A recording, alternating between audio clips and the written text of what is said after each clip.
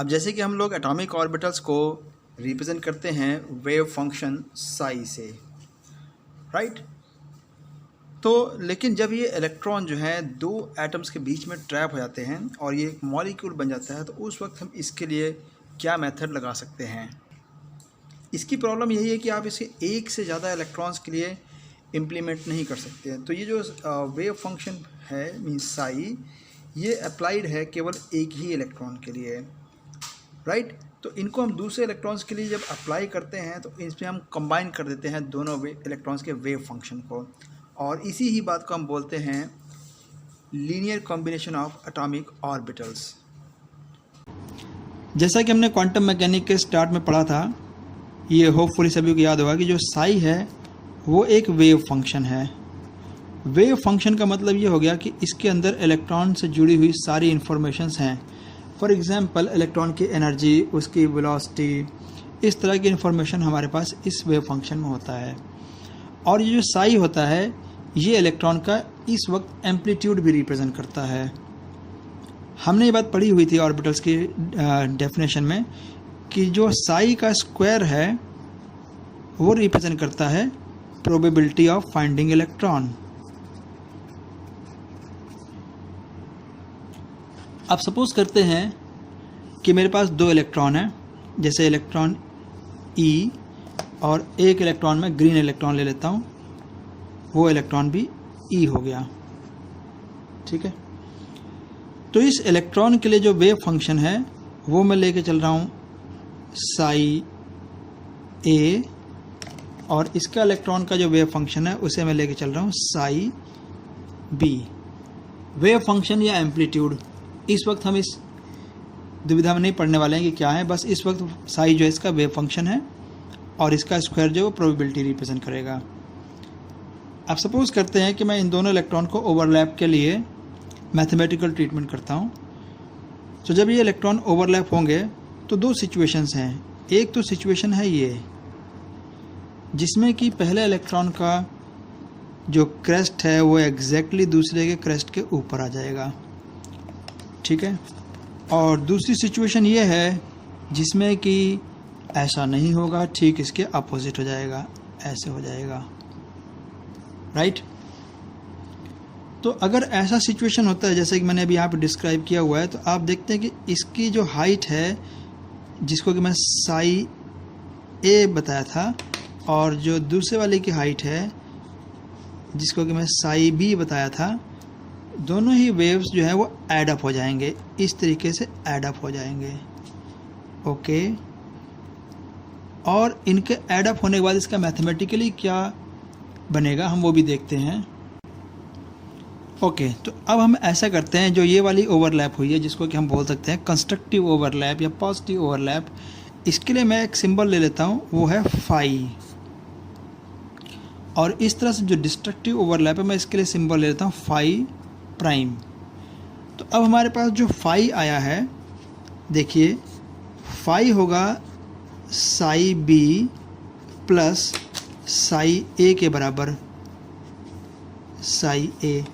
और इसी तरीके से जो हमारे पास फाई प्राइम आएगा वो आएगा साई बी माइनस साई ए के बराबर। अब क्योंकि फाई इनका ज्वाइंट एम्पलीट्यूड है और फाई प्राइम भी इनका ज्वाइंट एम्पलीट्यूड है, ये कंस्ट्रक्टिव मोड, ये डिस्ट्रक्टिव मोड। अब हम इसका प्रोबेबिलिटी कैलकुलेट करते हैं, जो कि बड़ा ही सिंपल तरीका है। क्या इसका स्क्वायर करेंगे, ठीक है, यहाँ मैं फाई प्राइम का भी स्क्वायर कर दूंगा। तो इसका स्क्वायर देखिए किसके इक्वल आएगा, वो आएगा साई बी प्लस साई ए, मैं एक ही कलर यूज़ कर रहा हूँ, इसका स्क्वायर यहाँ आएगा psi B minus psi A का होल स्क्वायर। अब इस पर आप मैथमेटिकल फॉर्मूलेशन अगर करते हैं तो आपके पास जो रिज़ल्ट आता है वो आता है साई बी का स्क्वायर प्लस साई ए का square plus 2 times of psi A psi B. और ऐसे ही हमारे पास फाई प्राइम का जो स्क्वायर आएगा वो आएगा psi B square plus psi A square minus twice of psi A psi B. अच्छा, अब इससे हमें क्या पता लगता है, इससे बड़ी कमाल की चीज़ पता लगती है। यदि आप इस तरफ ध्यान दें तो आप देखेंगे कि जो साई बी है, साई बी, अगर हम देखें तो जो साई बी पार्ट है, यानी कि ये पार्ट है, ये है प्रोबेबिलिटी ऑफ इलेक्ट्रॉन, जो बी इलेक्ट्रॉन है या बी एटम में जो इलेक्ट्रॉन है, ये उसकी प्रोबेबिलिटी है। और उसी तरीके से जो ये वाली प्रोबेबिलिटी है वो ए की प्रोबेबिलिटी है। यही दोनों टर्म्स इधर भी आ रहे हैं, राइट। तो अब हमारे पास ये जो एडिशनल टर्म आ गई है, सारा गेम इसका है एडिशनल टर्म का। ये जो कंबाइंड टर्म आई है, कंबाइंड टर्म मीन्स कि जॉइंट प्रोबेबिलिटी टर्म्स आई हैं, इससे हमें ये पता लगता है कि जब कंस्ट्रक्टिव ओवरलैप होता है तो जो नेट प्रोबेबिलिटी है ऑर्बिटल्स में इलेक्ट्रॉन्स के फाइंड आउट होने की, वो प्रोबेबिलिटी यानी कि फाई स्क्वायर जो है वो उनकी इंडिविजुअल प्रोबेबिलिटीज़ के सम से इतना ज़्यादा आएगा।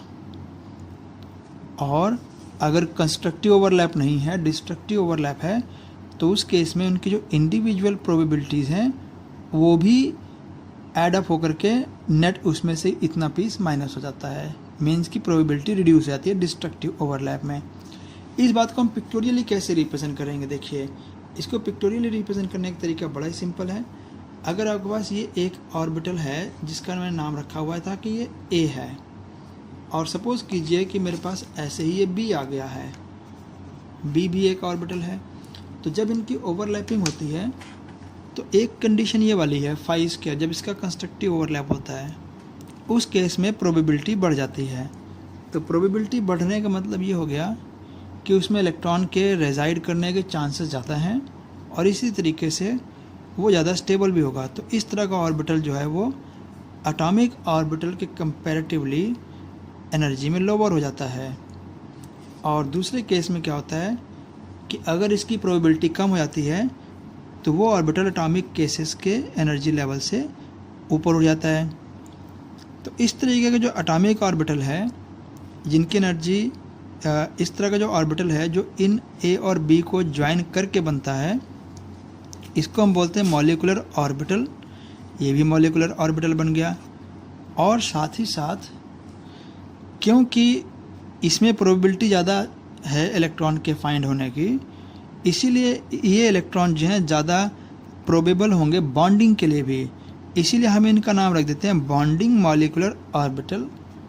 उसी तरीके से ये एंटी बॉन्डिंग मॉलिक्यूलर ऑर्बिटल, तो हम इसका नाम रखेंगे एंटी बॉन्डिंग मॉलिक्यूलर ऑर्बिटल।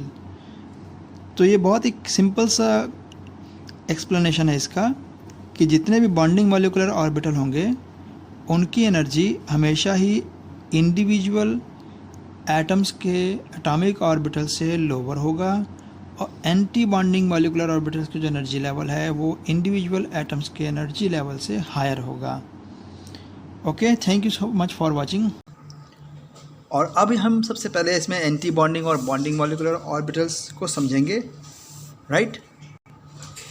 इन मॉलिक्यूलर ऑर्बिटल्स को बनाने के लिए जो कंडीशंस हैं इन एटॉमिक ऑर्बिटल्स से कंबाइन करने की, वो केवल 3 कंडीशंस हैं। और इसमें से पहली कंडीशन ये है कि जो एटॉमिक ऑर्बिटल कंबाइन होंगे उनकी एनर्जीज जो है वो नियरली सेम होना चाहिए, राइट। सेकंड जो है वो सिमिट्री के रिलेटेड है कि जो भी एटॉमिक ऑर्बिटल कंबाइन हो कम से कम उनकी सिमिट्री जो है वो सेम होनी चाहिए अबाउट द इंटरन्यूक्लियर और मॉलिक्यूलर एक्सिस। और ये जो तीसरी कंडीशन सबसे इजी है कि जो कंबाइनिंग ऑर्बिटल्स होने चाहिए उनमें मैक्सिमम ओवरलैप होना चाहिए, राइट। अब हम इसमें कुछ ऑर्बिटल्स की कंस्ट्रक्शन करेंगे और इनकी ओवरलैपिंग जो है मॉलिक्यूलर ऑर्बिटल्स जो हैं वो हमें प्रोवाइड कर सकते हैं। सो राइट, सबसे पहले मैं इसमें शो करूँगा आपके पास ये s ऑर्बिटल है, और जब ये दूसरे s ऑर्बिटल से कंबाइन होता है तो यहाँ पर 2 कंडीशंस हैं, एक तो पॉजिटिव ओवरलैप की, दूसरी नेगेटिव ओवरलैप की। ओके, सबसे पहले यहाँ पर एक ये प्लस साइन मीन्स कि ये एक वेव फंक्शन है, राइट। ओके, और इसका भी मैं साइन लगाता हूँ प्लस, कि ये दोनों ही वेव फंक्शन जो है इन फेज़ हो गए हैं। और इस प्लस का मतलब हो गया कि ये दोनों वेव फंक्शन अब कंबाइन हो रहे हैं। तो कंबाइन होने के बाद जो है इनका जो कॉमन रीजन है वो इंक्रीज हो जाएगा। यहाँ पर आप डॉट्स लगा सकते हैं जो कि इनके न्यूक्लियस को शो करेगा। तो इसकी जो पिक्चर बनेगी वो पिक्चर कुछ इस तरीके से नज़र आएगी आपको। जब आप इनको कंबाइन कर लेंगे तो कुछ इस तरह से पिक्चर नज़र आएगी। ये जो 2 पॉइंट्स है ये न्यूक्लियस के पॉइंट्स हो गए, राइट। और आप देख सकते हैं कि यहाँ पर इनको ज्वाइन करने वाली लाइन को हम बोलेंगे इंटरन्यूक्लियर एक्सिस, और आप इसको बोल सकते हैं जी एक्सिस। ओके, सो ये पूरा का पूरा जो इस वक्त वेव फंक्शन है ये पॉजिटिव वेव फंक्शन है। सो ये पॉजिटिव का मतलब साइन नहीं होता है, राइट। अब क्योंकि जी एक्सिस के अलॉन्ग ये सिमेट्रिकल है, जब मैं इसको जी एक्सिस के अलॉन्ग इसको रोटेट करूँगा तो ये पॉजिटिविटी ही इसकी मेंटेन रहेगी, तो इसलिए मैं इसकी जो नोटेशन रखूँगा वो होगा सिग्मा, राइट। तो सिग्मा आप इसकी नोटेशन रखेंगे और यहाँ पे नीचे लिखेंगे 1s, तो इट्स सिग्मा 1s। अब अगर हम इसको नेगेटिव ओवरलैप में देखें तो सबसे पहले तो हमारे पास ये एक ऑर्बिटल है, atomic orbital with wave function, और यहाँ पर मेरे पास एक और दूसरा एटॉमिक ऑर्बिटल है, right, with negative wave function. Means कि इसका वेव जो है जिस टाइम ये अप साइड होगा तो उस टाइम जो है ये डाउन साइड होगा, ऐसे। तो डेफिनेटली ये डिस्ट्रक्टिव ओवरलैप होगा। तो अगर ये बिल्कुल परफेक्टली 1s ही है तो ये आपस में कभी भी कंबाइन नहीं हो सकते हैं, और इस वजह से जो इनके इलेक्ट्रॉन क्लाउड्स हैं वो बेसिकली एक अलग से सेपरेट रीजन में इस तरीके से डाइवर्टेड आपको नज़र आएंगे। तो यहाँ पर आपके पास हो गया न्यूक्लियस, और आपके पास एक बीच की एक ऐसी लाइन हो जाएगी जिसको हम बोलेंगे नोडल प्लेन, राइट। सो ये हो गया नोडल प्लेन, ओके। और ये जो हमारे पास वेव फंक्शन है ये पॉजिटिव वेव फंक्शन है और ये नेगेटिव वेव फंक्शन है, जो जैसा था वैसा ही है। अब फिर वही पॉइंट आ जाता है कि अगर मैं यहाँ पर एक इंटरन्यूक्लियर एक्सिस ड्रॉ करूँगा which is the z axis, और अब अगर आप जी एक्सिस के अलॉन्ग इसको रोटेट करते हैं तो आप देखते हैं कि जो नेगेटिव वेव फंक्शन है वो 180 डिग्रीज रोटेट होने के बाद भी नेगेटिव ही रहता है, पॉजिटिव ही रहता है। तो जी एक्सिस के अलॉन्ग ये लोग अभी भी सिमेट्रिकल ही हैं, राइट। सो इसीलिए मैं इसकी नोटेशन भी रखूँगा सिग्मा 1s, लेकिन क्योंकि यहाँ पर एक नोड आ गया है, राइट, सो मैं इसको स्पेशली एक यहाँ पे नोटेशन रखूँगा स्टार नोटेशन। ये स्टार इंडिकेट करेगा कि यहाँ पर नोड्स हैं। अब जैसे मैंने ये 1s के लिए बनाया है वैसे ही सेम एग्जांपल्स 2s के लिए भी होंगी, तो इसमें कोई डिफ़िकल्टी नहीं, वो एज सच सेम होगा, एक्सेप्ट कि यहाँ पर जो साइज़ है वो थोड़ा बिगर होगा because 2s is larger in size as compare to 1s। अब बात करते हैं p ऑर्बिटल्स की। जैसे कि p के जो तीनों ऑर्बिटल्स हैं उसमें से केवल एक ही ऑर्बिटल ऐसा होगा जो कि सामने से ओवरलैप करेगा, तो बाकी जो लोग होंगे साइड वाइज ओवरलैप करेंगे। तो सबसे पहले तो मैं उस ऑर्बिटल को लेकर चल रहा हूँ जो कि z एक्सिस पर है, यानी कि pz ऑर्बिटल। अब यहाँ पर आपके पास सीखने को काफ़ी कुछ है, क्योंकि p ऑर्बिटल्स के जो लोब्स हैं इनके वेव फंक्शंस अपोजिट साइन के होते हैं, राइट। तो मैं यहाँ पर इसको ऐसा शो कर रहा हूँ कि इनके सेम वेव फंक्शन के जो साइन सेम साइन वाले वो इसके कंबाइन हो जाते हैं। तो ये जो रीजन है, ये बीच वाला जो रीजन है, ये रीजन आपके पास एक्चुअली कॉमन हो जाएगा और ये इंक्रीज़ हो जाएगा, राइट। तो इसे हम किस तरह से पिक्चर में शो करेंगे, इसे हम शो करेंगे कि यहाँ पर एक सेंट्रल रीजन जो है वो इंक्रीज़ हो गया है, राइट। और यहाँ पर इस पॉइंट पर आप समझ सकते हैं कि यहाँ पर न्यूक्लियस भी हो गए, तो आप यहाँ पर न्यूक्लियस एज्यूम कर सकते हैं, और रेस्ट जो ये पार्ट रह गया इसको हम यहाँ पे शॉर्ट में ऐसे शो कर देंगे, राइट। इनका साइन नेगेटिव है, इनका साइन पॉजिटिव है।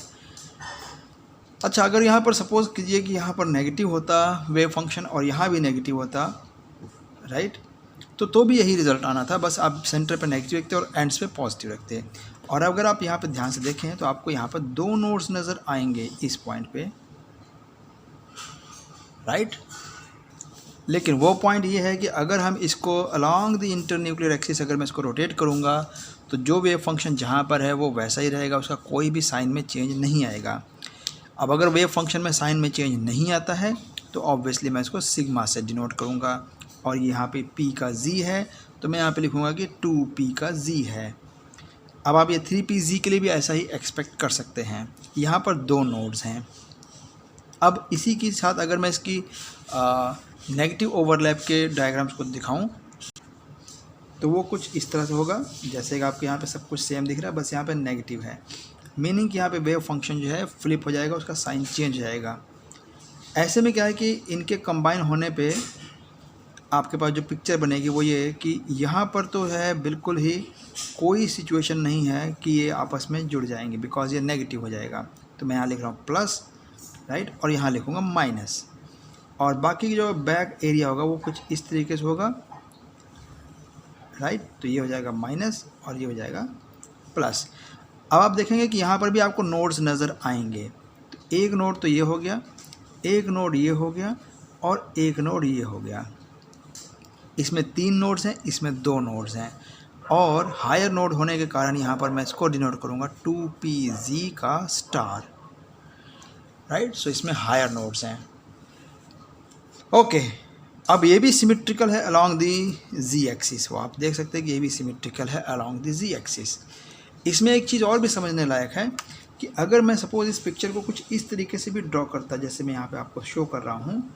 सपोज़ मैं इस पिक्चर को ऐसे रख देता, यहाँ पर मैं नेगेटिव पॉजिटिव वेव फंक्शन के साइन रखता, लेकिन यहाँ पर मैं पॉजिटिव साइन रखता और यहाँ पर मैं नेगेटिव पॉजिटिव साइन रखता, तो ये दोनों एक ही चीज़ है। ये वाली पिक्चर जो मैंने ब्लू पेन से शो किया है और इससे जो शो किया वो दोनों एक ही पिक्चर है। तो यानी कि आप ऐड कर रहे हैं एक अपोजिट वेव फंक्शन को और यहाँ पे आप क्या कर रहे हैं, पहले आप अपोजिट करते हैं देन वेव फंक्शन, मीन्स कि you are going to reverse the sign of the wave function. तो इससे भी यही वाला रिजल्ट आएगा। तो अब तक हम लोगों ने किया सिग्मा, जो कि सिमेट्रिकल थे अलॉन्ग द इंटरन्यूक्लियर एक्सिस। अब हम बात कर रहे हैं उन 2 p ऑर्बिटल्स की जो लोग कि कंबाइन उस तरह से नहीं होते हैं जैसा कि pz होता है। तो उसके लिए मैं यहाँ पे ड्रॉ करूँगा px को और सपोज़ कीजिए कि ये px है, राइट। वैसे ही वेव फंक्शन के साइन, और यहाँ पर मैं एक और भी पिक्चर ड्रॉ कर लेता हूँ, सेम पिक्चर। लेकिन अब यहाँ पर है कि मैं इसको कंस्ट्रक्टिव ओवरलैप कर रहा हूँ, मीन्स वेव पॉजिटिव के ऊपर, और यहाँ पर मैं इसको डिस्ट्रक्टिव ओवरलैप करता हूँ। तो कंस्ट्रक्टिव ओवरलैप में आप फिर से देखेंगे कि जो ये वाला रीजन है वेव फंक्शन का, ये कॉमन रीजन है, ये बढ़ जाएगा, ये नीचे वाला बढ़ जाएगा। तो आपके पास जो पिक्चर आती है बन करके वो कुछ इस तरीके की पिक्चर आएगी ऐसे, और ये किडनी बीन्स जैसी शेप लेके बैठा हुआ है इस तरीके से। ऊपर वाला पॉजिटिव वेव फंक्शन, नीचे वाला नेगेटिव वेव फंक्शन। रही बात न्यूक्लियस की, तो न्यूक्लियस एक यहाँ होगा, एक यहाँ पर होगा। और अब अगर आप इंटरन्यूक्लियर एक्सिस पे इसको रोटेट करते हैं, जैसे कि आप इसको 180 रोटेट करते हैं, तो आप देखेंगे कि जो पॉजिटिव वेव फंक्शन फ्लिप हो जाएगा। तो इसलिए यहाँ पर वेव फंक्शन का साइन चेंज हो जाता है अलॉन्ग द इंटरन्यूक्लियर एक्सिस। सो इसके लिए जो नोटेशन होगा वो होगा पाई। ओके, अब ये 2px भी हो सकता है या फिर ये पाई 2py भी हो सकता है, राइट। सिमिलरली अगर यहाँ पर हम ऐसी सिचुएशन ले आते हैं जिसमें कि डिस्ट्रक्टिव ओवरलैप होता है, तो डेफिनेटली ये नेगेटिव मीन्स कि इसको मैं फ्लिप कर रहा हूँ, राइट, इसको मैं फ्लिप कर रहा हूँ। तो इसका मीनिंग सिर्फ ये हो जाता है कि ये लोग आपस में कंबाइन डिस्ट्रक्टिवली करेंगे। तो ये पॉजिटिव, ये नेगेटिव, और ये नेगेटिव, ये नेगेटिव। और अब आप देखेंगे कि यहाँ पर भी वही न्यूक्लियस, राइट।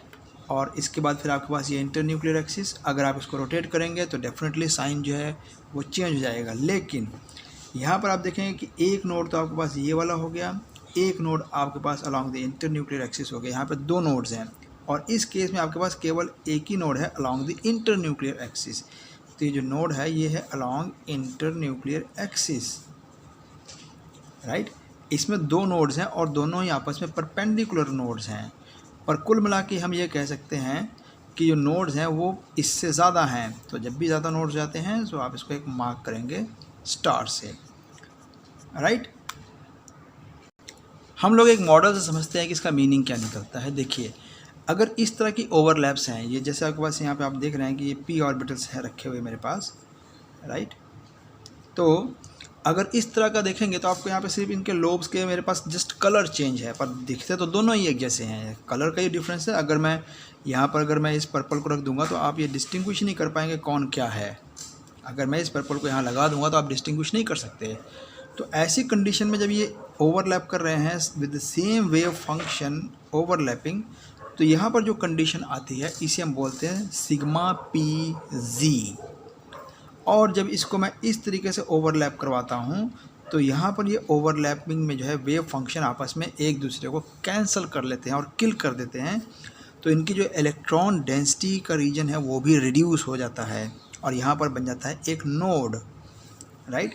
तो ये हो गया सिग्मा 2pz का स्टार। अब इसमें आप देखेंगे कि आपके पास 3 नोड्स हैं। एक तो ये सेंट्रल नोड है जो आपको दिख रहा है यहाँ पर, एक नोड यहाँ पर हो गया, क्योंकि p ऑर्बिटल में एक नोड तो होता ही है सेंटर पे जो लोब्स के बीच में होता है।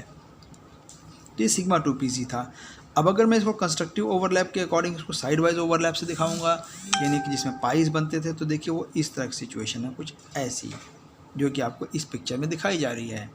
तो ये पॉजिटिव ओवरलैप हो गया और ये नेगेटिव, सॉरी ये पॉजिटिव वेव फंक्शंस का ओवरलैप है, यहाँ नेगेटिव्स का वेव फंक्शन का ओवरलैप है, पर ओवरलैप पॉजिटिव है, means wave function with the same sign are overlapping. अब देखिए अगर मैं इसको अलॉन्ग द इंटरन्यूक्लियर एक्सिस अगर मैं इसको रोटेट करता हूँ, राइट, तो मैं यहाँ पे इसको थोड़ा सा आपको दिखा देता हूँ ये कैसे किया गया है काम को। तो सपोज़ कीजिए कि ओवरलैप हो चुका है और ये मैंने इसका ले लिया इंटरन्यूक्लियर एक्सिस इस तरीके से। अब देखिए अभी ये ऊपर पॉजिटिव वेव फंक्शन, नीचे नेगेटिव वेव फंक्शन है, तो जैसे ही मैं इसको स्पिन करता हूँ इस तरीके से, तो आप देखते हैं कि यहाँ पे वेव फंक्शन का साइन चेंज हो गया। और जब ऐसा हो जाता है तो हम उसे पाई से डिनोट करते हैं, पाई से, राइट। तो ये हो गया पाई ऑर्बिटल। अब जो दूसरा कंडीशन है वो ये वाला कंडीशन है जो मैंने आपको यहाँ पे शो किया हुआ है। अब आप देखेंगे कि ये वेव फंक्शन जो है आपस में ओवरलैप नहीं करेंगे, बल्कि एक दूसरे को कैंसिल आउट करेंगे और किल करेंगे। तो एक नोड तो ये एक्सिस पर हो गया जो कि आप यहाँ ये दिखा रहा है लाइन से, और दूसरा अलॉन्ग दिस एक्सिस हो गया। तो दोनों ही जो नोड्स हैं आपस में परपेंडिकुलर है, इनफैक्ट 2 नोडल प्लेन हैं परपेंडिकुलर टू ईच अदर। तो ये होंगे anti bonding orbital, means the orbital which are not favouring the bonding are called the anti bonding orbitals, molecular orbitals. अब अगर हम यहाँ पे बात करते हैं कि इनकी एनर्जी लेवल्स क्या होंगे, तो देखिए जो छोटा एनर्जी लेवल है 1s का है तो वो छोटे में ही रहेगा, वो बड़ा नहीं हो जाएगा। तो लेकिन जब भी इस तरह के मतलब नोड्स आ जाते हैं, मीन्स उसका प्रोबेबिलिटी रीजन डिक्रीज हो जाता है, तो ऑब्वियसली वहाँ पर इलेक्ट्रॉन्स क्यों रहेंगे, मतलब कि वहाँ पर इलेक्ट्रॉन की प्रोबेबिलिटी डिक्रीज होने का मतलब हो गया कि इलेक्ट्रॉन्स की वहाँ पर एनर्जी हायर है। तो इसीलिए मैं यहाँ पे सिग्मा 1s को लोअर एनर्जी में रखूँगा, और जैसे ही सिग्मा 1s में एक स्टार मार्क हो जाएगा, मतलब कि नोड आ जाएगा, राइट, तो वो जो सिग्मा स्टार 1s होगा उसकी एनर्जी ज़्यादा हो जाएगी, राइट। और फिर इसके ऊपर हो जाएगा फिर सिग्मा का 2s, इसके बाद फिर सिग्मा का 2s का स्टार, राइट। और अब बात आती है कि 2p और 2pxy में से पहले कौन होगा। तो ये डेफिनेट सी बात है कि जो 2px है उसमें ओवरलैप बेटर है as compare to the 2py and 2px। तो यहाँ पर आपके पास होगा हमेशा ही 2pz पहले। लेकिन अगर ये इस तरीके से ओवरलैप इनका बेटर हो सकता है, तो इसी तरीके से सामने से रिपल्शन भी बहुत बेटर हो सकता है। इसीलिए जो सिग्मा 2pz है उसकी जो एनर्जी है वो एंटी बॉन्डिंग में बहुत ज़्यादा हाई होगी। तो यहाँ पे मैं लिखूँगा सिग्मा 2pz का स्टार, राइट, और इसके बीच में आ जाता है पाई 2px जो कि इक्वल होगा पाई 2py के। ऐसा क्यों? क्योंकि दोनों के सिर्फ ओरिएंटेशन ही अलग है, बाकी सब सेम है।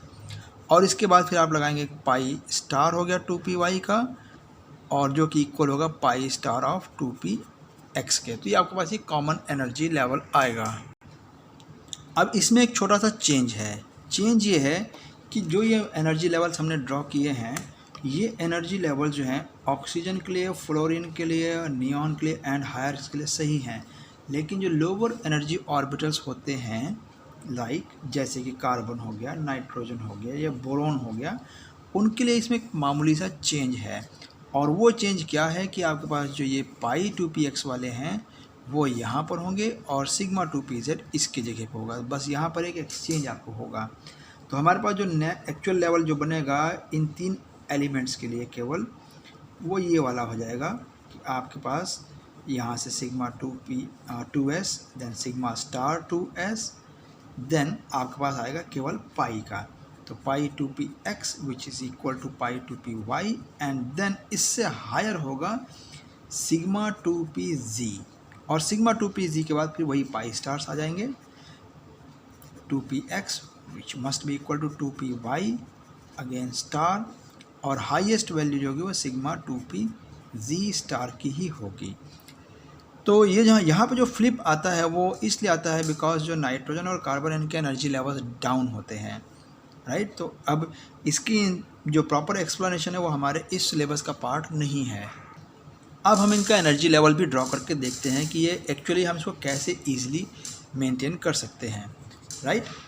तो सबसे पहली बात है, क्योंकि सिग्मा 1s इसमें लोवेस्ट होगा, तो मैं सिग्मा 1s के लिए सिंपली लाइन ड्रॉ करूँगा और ये पिंक लाइन होगी एटॉमिक लाइन की, ये एटम्स हैं।